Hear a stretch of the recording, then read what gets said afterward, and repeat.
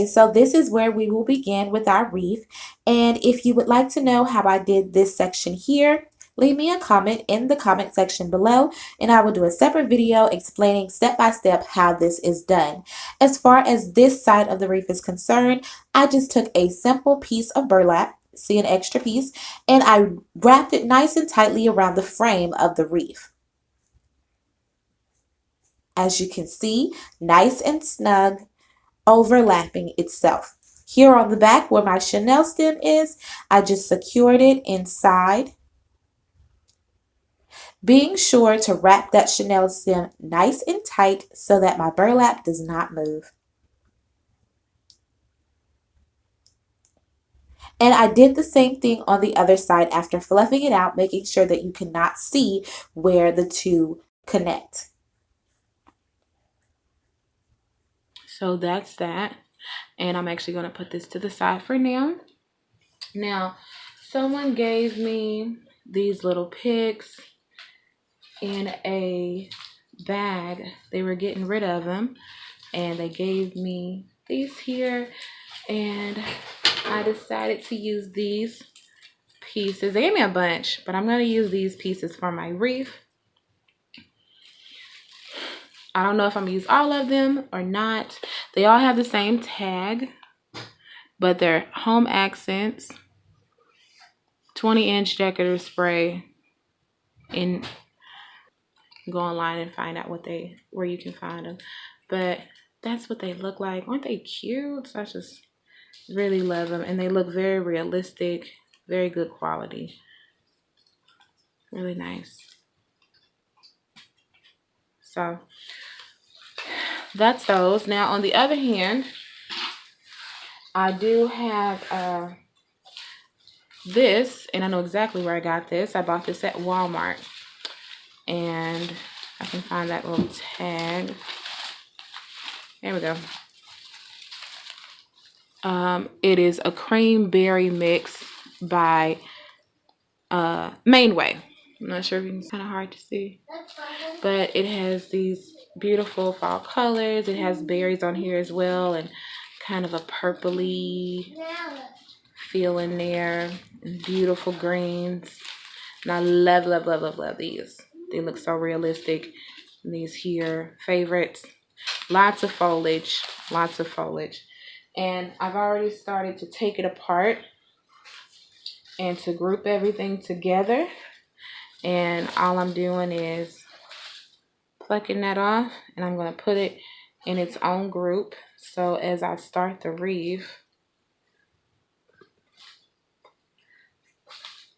I know exactly what I'm going to be putting it.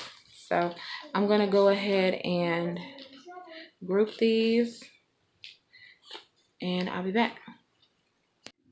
So this is what I got from the one piece for $3. We are ready to build our wreath.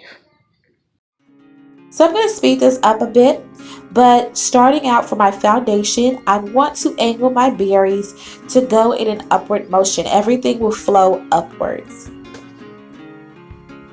And then as you can see, I'm using zip ties. I did not want to use a lot of hot glue on these foundational pieces. So if you look closely, I know it's kind of at a weird area on the screen, but just want to give you a close-up on what I'm doing.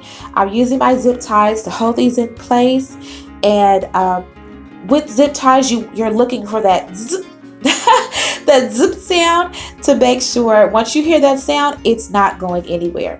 So I'm going to zip tie down everything, and then I'm going to show you what I'm going to do next.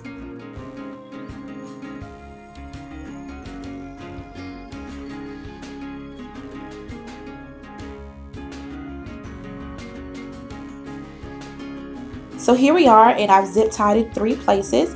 Next is my pine cones, which are equally as big as my berries, but they're a lot heavier. So I'm also going to zip tie those as well.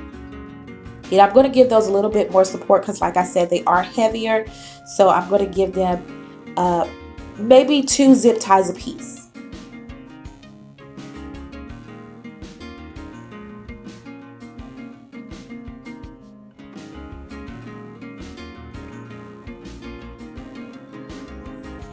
And I ended up using 6. So 2 zip ties for each one. And then you want to cut that off. And now I'm ready to add in my foliage. First, I'm going through and making sure that my foliage will cover up every zip tie that I put on the wreath. And I have, I believe, 9 zip ties to cover up. And I know that you can't really see what's going on down there. This wreath is growing as the video continues, and there will be some awkward spots, but I will be sure to show you everything, a close-up of how I'm doing everything. If you see that stick that I'm using hot glue at this point. If you can see my hot glue gun over there, and the hot glue, of course, is hot. So I have this little bamboo stick. It's actually a thick bamboo stick that I broke off. And I just use that to hold everything in place while it's drying. And my foliage, I just used the leaves first. And then I kind of layered them so that they looked really full. And you couldn't really see the burlap underneath.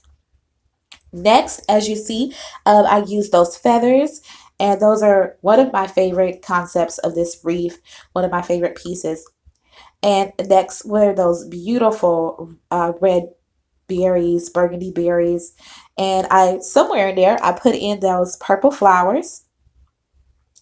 I'm just arranging things where like I said, everything is going upwards on this side of the wreath. And I'm just placing them and replacing them where I see fit. One thing that I really go for in my wreaths is balance. I don't want too much of one thing and not enough of the other.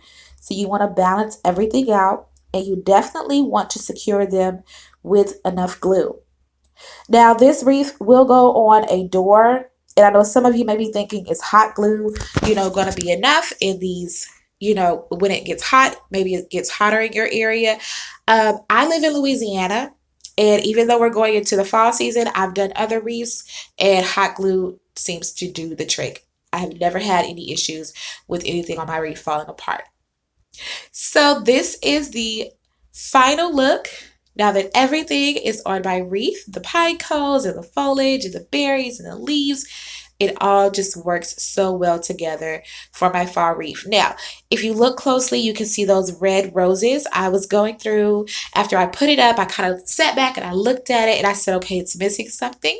And I found these really, really pretty pale, pinkish, almost like a pink. If pink and burgundy had a baby, this would be the color. So I also found these little flowers that were the same color, and I try to use 3s because I like working in 3s, but only had 2 roses.